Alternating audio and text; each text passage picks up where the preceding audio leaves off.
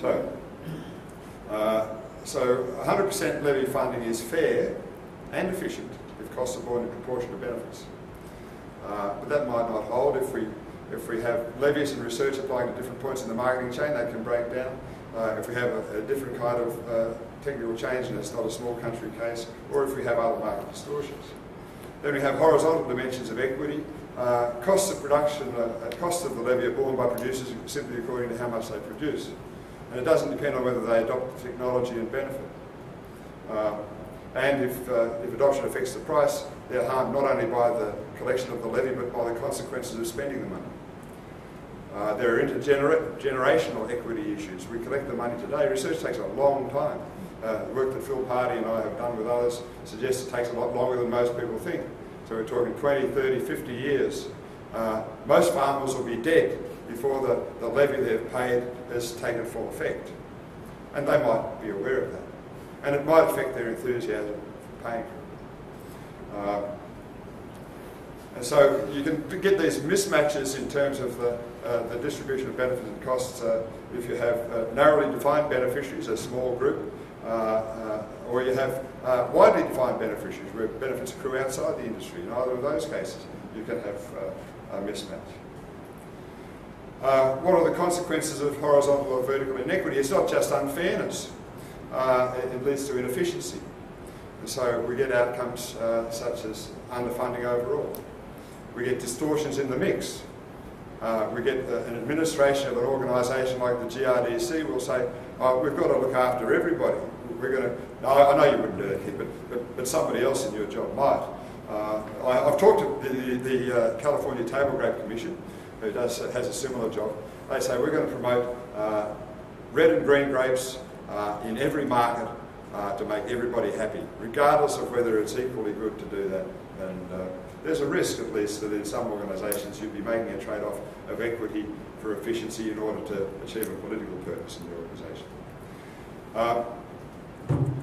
So this leads to a basis for having multiple levies collected at different points in the marketing chain to fund different lines of research. And it leads to an argument for matching government grants, even though that wouldn't be fair in the sense that the benefits are confined to the industry I'm talking about. It's either producers or consumers. It's an efficiency argument for saying we're not going to fund enough research this way, so we get a matching grant to cause that to happen. And as you can see in Canada, in California, we've got lots of levy systems for agricultural research and promotion. They spend hardly any on research. They spend most of it on promotion. There's no matching support. It's only in places that have matching support like we have here that you have this substantial investment in this fashion. And that leads me to think that matching support matters as an incentive. And that it's not a simple idea that you can withdraw, you can cut the matching support in half and the industry will just fill up that gap, which seems to be an implicit assumption in the Productivity Commission report. Other things we have to think about are economies of size, scale and scope, so that you end up having to agglomerate for these reasons across diverse interests to get an efficient size organisation. And that means that you have more of these issues of politics and diverse interests to deal with, and you're trading off the economies of size, scale and scope against diseconomies of diversity, transaction costs and so on. So what are the sources of underfunding? Why do we have this outcome? I guess, and I ask myself this, people ask me, because I say, gee, that's a bad recommendation to cut the matching support. And they say, well, how do you know? And I say, gee, well, I believe this evidence on the returns. And it's a form of cognitive dissonance to believe that evidence and to suggest cutting the funding. And I'm guilty of being able to keep contradictory thoughts in my head all the time, but I'm having trouble with that. So one theory is that people just don't believe the evidence. And I'm sceptical about a lot of the evidence. I'm not sceptical about the bottom line finding, which is that there's underfunding. So one thing we could do better is communicate more clearly and be more critical ourselves and make sure that people understand what the evidence is and what it means. There is natural uncertainty about who will benefit and when. That's the nature of research. We know it's going to be a long time in the future. We don't know who it will be and when and what it will be they'll get from this. The lags are long and they're variable.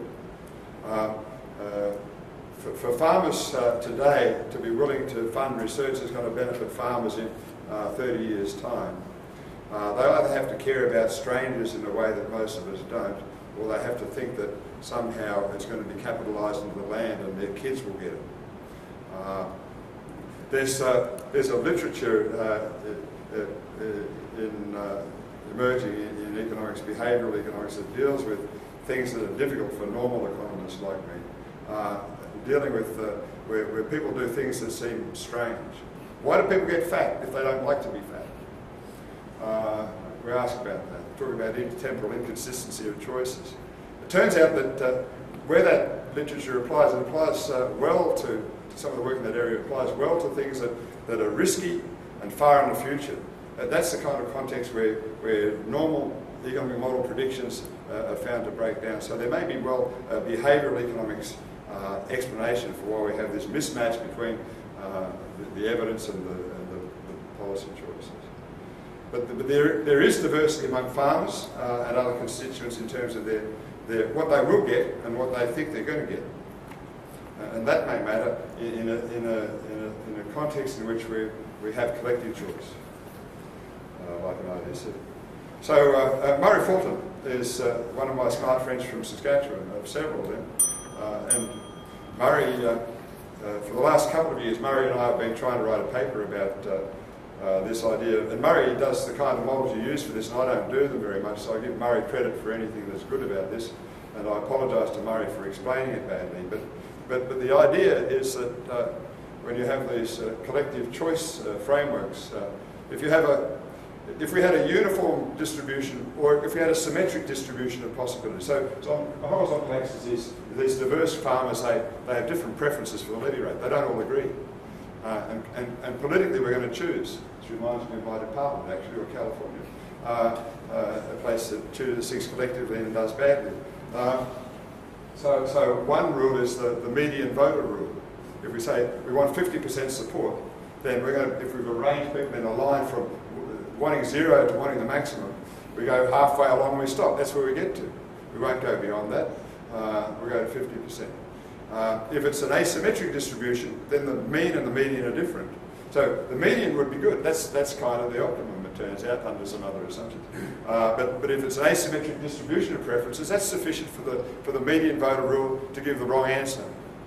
Murray's taught me that. I can't explain properly why, but I know that's true. But that 50% rule would be pretty soft, actually.